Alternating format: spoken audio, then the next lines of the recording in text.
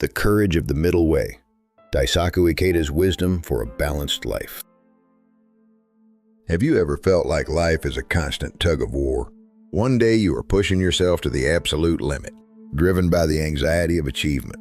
The next day, completely exhausted, you might feel like giving up entirely, retreating into isolation. We live in a world of extremes, black or white, all or nothing, success or total failure. But what if the truest form of strength isn't found in fighting these extremes, but in discovering a dynamic, peaceful center? Today we journey into the profound philosophy of the Middle Way Chudo, as articulated by the Buddhist philosopher, peace builder, and longtime president of the Soka Gakkai International, Daisaku Ikeda. Far from being a lazy compromise or a passive middle ground, the Middle Way is a vibrant, courageous path of continuous self-renewal. In this video, we will explore how this timeless wisdom, supported by modern psychology and social sciences, can heal our tired hearts and empower us to live with authentic joy and resilience. Let us begin. Chapter 1. Not a compromise, but a dynamic axis. To understand the Middle Way, we must first dispel a common misunderstanding. It is not a lukewarm compromise. It is not about being indecisive or taking the soft road. In his comprehensive dialogue with the British historian Arnold J. Toynbee, published in the book Choose Life, 1975, Daisaku Ikeda emphasizes that the Middle Way is an active, creative process. He describes it not as a static point between two extremes, but as a dynamic axis, a living force that allows an individual to master conflicting impulses and direct them toward value creation. Think of a bicycle rider. To stay upright and move forward, the rider cannot remain perfectly stiff. They must constantly make micro adjustments to the left and to the right. In the same way, modern psychological research into psychological flexibility, a core tenet of acceptance and commitment therapy, ACT shows that emotional well-being doesn't come from suppressing our difficult feelings or overindulging them. It comes from staying anchored in our core values while adapting fluidly to the shifting winds of life. The Middle Way is that anchor. It is the courage to stand at the center of your own life, fully alive, fully flexible. Chapter 2. The Wisdom of the Taut String. The historical origins of the Middle Way trace back to a beautiful analogy taught by Shakyamuni Buddha, which Daisaku Ikeda frequently references in his lectures on the Lotus Sutra, specifically compiled in the Wisdom of the Lotus Sutra, Volume 1, 1998. The Buddha spoke to a disciple named Sona, who was a musician struggling with his meditation practice. Sona was pushing himself so hard that his mind was breaking down. The Buddha asked him, "Sona, when the strings of your lute are tuned too tight, is it playable?" Sona replied, "No, the strings will snap." The Buddha then asked, "And when they are too loose?" Sona replied, "It will make no sound at all." The Buddha concluded, "So it is with your effort. Overexertion leads to restlessness. Underexertion leads to laziness. Tune your life to the middle." Daisaku Ikeda expands on this, teaching that our lives require this exact, delicate tuning. In modern economics, this beautifully mirrors what behavioral scientists call the Yerkes-Dodson law, which explains the relationship between stress and performance. Zero stress leads to boredom and stagnation, while extreme chronic stress leads to burnout and health failure. The Middle Way is the sweet spot, what psychologist Mihai Csikszentmihalyi famously defined as the state of flow. It is where your challenges perfectly match your skills, creating a state of effortless focus and deep satisfaction. You don't need to break your strings, nor do you need to leave them slack. You just need to find your unique, beautiful harmony. Chapter 3. Conquering the Illusion of Separation. One of the most profound aspects of Daisaku Ikeda's teachings on the Middle Way is its social application, breaking down the barriers between self and other. In his 1993 address at Harvard University, titled Mahayana Buddhism in 21st Century Civilization, Ikeda highlights that the Middle Way rejects the dualistic illusion that we are entirely separate from the world around us.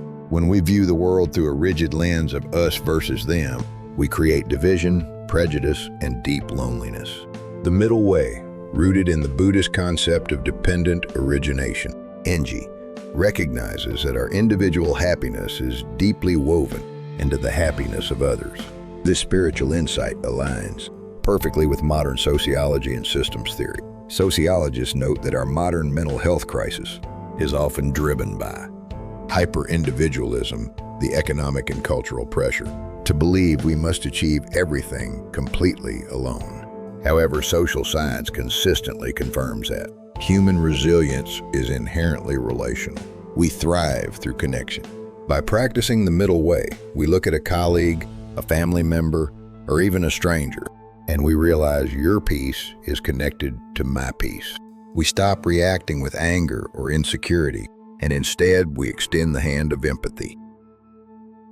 Chapter 4. Embracing the totality of life. Life is an alternating cycle of joy and sorrow, winning and losing. When things go well, we feel invincible. When we face a setback, we feel completely defeated. But Daisaku Ikeda writes beautifully about moving beyond these temporary emotional swings. In his philosophical essays, such as those found in Life and Enigma, A Precious Jewel, 1982, he explains that the middle way means viewing both life and death, joy and suffering, as integral parts of a grand, eternal tapestry. He teaches that suffering is not something to be feared or denied. It is the very raw material we use to forge an indestructible character. In contemporary psychology, this concept is celebrated as post-traumatic growth, PTG. Researchers have discovered that human beings do not just bounce back to where they were before.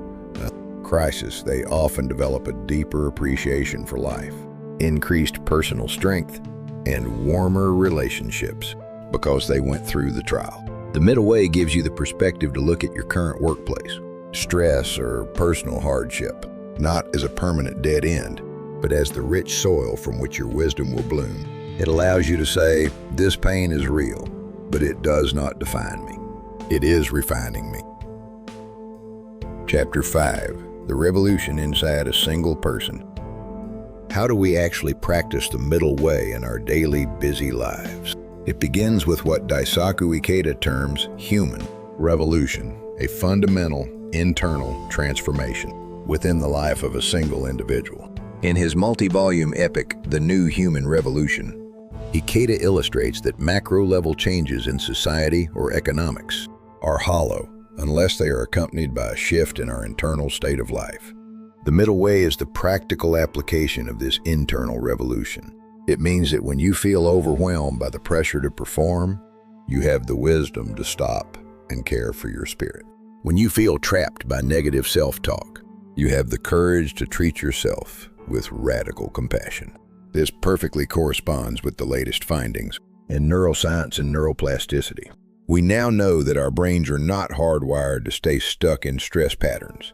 By consciously practicing mindfulness, self-compassion, and shifting our focus toward gratitude, even in small steps, we literally rewire our neural pathways. You do not need to change your entire environment overnight to find peace. The middle way teaches you that the ultimate authority over your happiness resides within your own heart. When you change your inner perspective, your entire world begins to shift. Chapter 6.